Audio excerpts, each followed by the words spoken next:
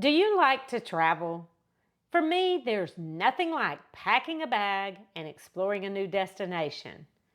And whether it's in the city or out in nature, travel can be such an adventure. But also, there's nothing like coming home and sleeping in your own bed. There's a lot of noise in healthcare, and you are too busy for fads. I'm Dr. Vickie, and this is Healthy Looks Great on You, a lifestyle medicine podcast, life tested, doctor approved. Sleeping can be hard when you're away from home, and sometimes it can even be hard when you are home. But most people struggle to sleep when they're in a hotel. And there are a lot of reasons for that, but there are also some tips and tricks that you can use when you travel to get the sleep you need so you wake up ready to see the biggest ball of twine or whatever is on your itinerary. The thing about a hotel or a VRBO or an Airbnb or a cabin that you rented in the woods is that it's a strange place. Some certainly stranger than others, but that's not what I'm talking about. What I mean is that it's not familiar. There really is no place like home. Think about it. When you're on vacation or traveling for work, the layout of the room is different. The light switches aren't in the same place and the furniture is arranged differently. When you wake up during the night and need to go to the bathroom, your first thought may be, where is it? And what that does is turn on your brain, which of course is not the ideal state for sleeping. And it's not just the room that's unfamiliar, it's the sheets, the comforter, the pillows, the lighting, the temperature, smells, sound, everything is unfamiliar. On top of that, your schedule is likely different. On a normal day, you probably set an alarm, wake up, and go through some kind of routine and go to work or whatever's on your schedule. You probably eat most of your meals at roughly the same time every day, and when it's bedtime, you go to bed and sleep. But on vacation, there's so much to do and see. Getting away from your routine is actually part of the allure. But if you can't sleep, it can really drag you down, and it may show up as dark circles or bags under your eyes in all those beautiful vacay photos. Then there's all the excitement of what you planned for the next day, and hopefully it's a little more adventurous than seeing the biggest ball of twine.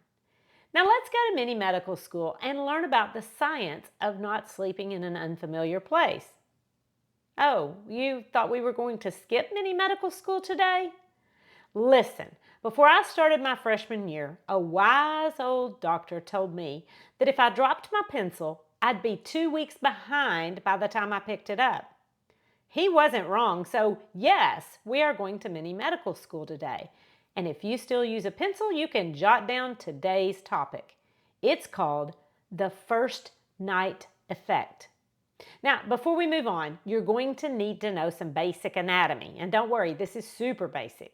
The brain is divided right down the middle into two halves called hemispheres. And speaking of hemispheres, I've had my passport stamped in a lot of different places, but only in the northern hemisphere.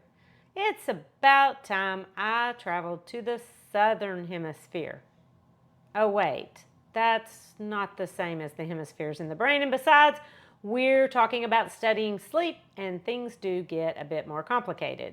There are 4 stages of sleep: N1, N2, N3, and REM sleep, REM, which stands for rapid eye movement. And conveniently in the N1, N2, and N3, the N stands for non-REM. Now, if only all the medical terms were that easy instead of those Latin words like eep slaying in a hotel, hey, wait, that's pig Latin. Never mind, back to sleep. No, don't go to sleep, back to learning about sleep.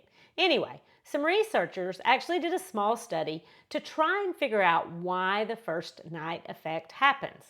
And they focused on slow wave sleep. And that happens during that N3 sleep.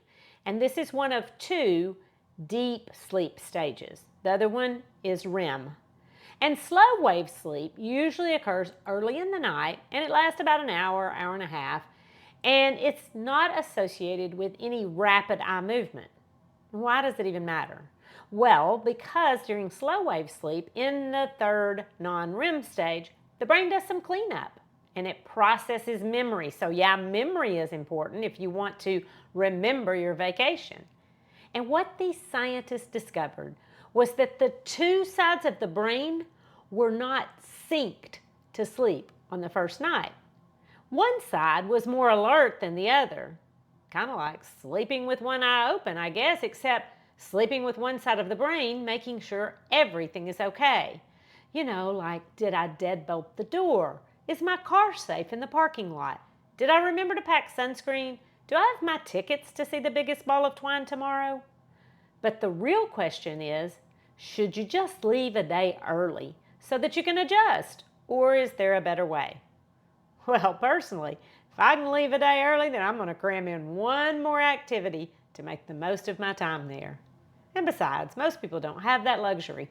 So let's focus on some practical things you can do to minimize the first night effect and sleep in a hotel. It helps if your hotel room resembles your bedroom. But you can't even arrange the furniture so it looks more like your room at home. So instead, try making it smell more like home. I think we underestimate the power of smells. Our sense of smell can trigger a memory. The other day I smelled fish. Not stinky fish in a restaurant, but that fresh smell that you get around a lake. And it reminded me of my grandpa's cabin and all the time we spent there at the lake. So think about ways to follow your nose to a good night's sleep. Scents can be comforting, and lavender is most commonly purported to help sleep. But here's the deal. You can't just put lavender lotion in your travel bag and use it on vacation. You need to do whatever you can to make your hotel room smell more like your bedroom at home. So if lavender is your preference, then use lavender at home before you pack it to travel.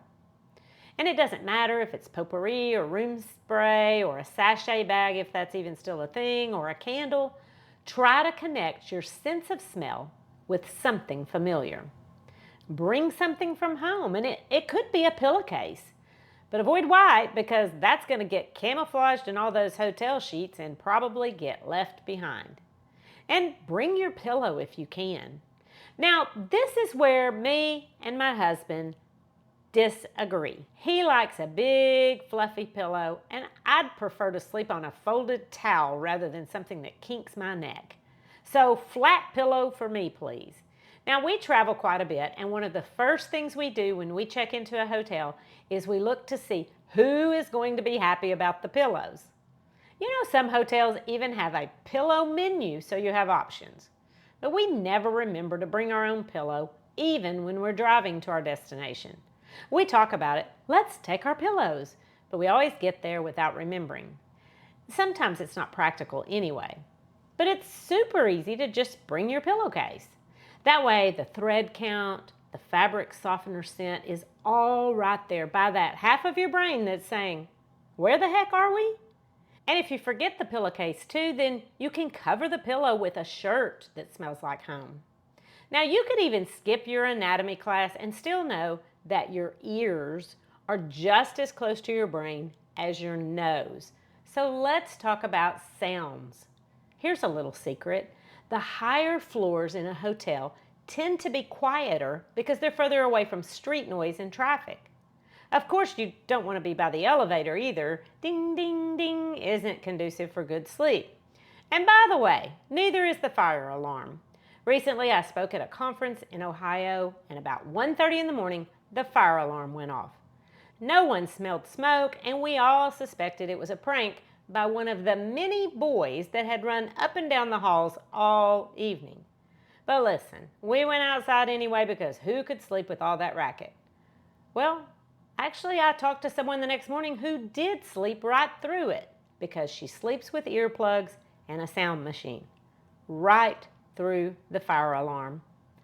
I suppose that has its own drawbacks, but you should at least have a noise management plan. Earplugs or a sound machine work well. You should also have a light reduction strategy. I sleep with a silky sleep mask every night, so that's easy for me to pack. It smells and feels familiar, and it's part of my nightly routine.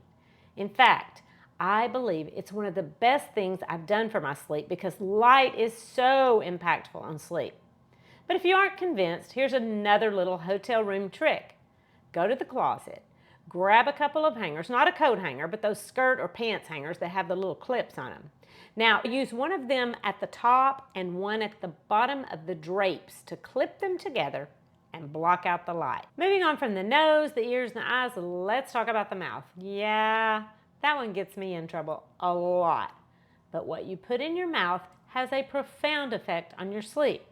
I talked about this on episode 181, Food as Sleep Medicine. But if you're like me, you're eating different things and drinking different things, and even if you're a teetotaler at home when people are watching, you might have a cocktail on vacation. But if you want to sleep, pretend people are still watching and avoid the nightcap. And skip dessert too. That sugar rush leads to a crash, and it's notorious for interfering with sleep. Okay, I'm starting to sound like a party pooper.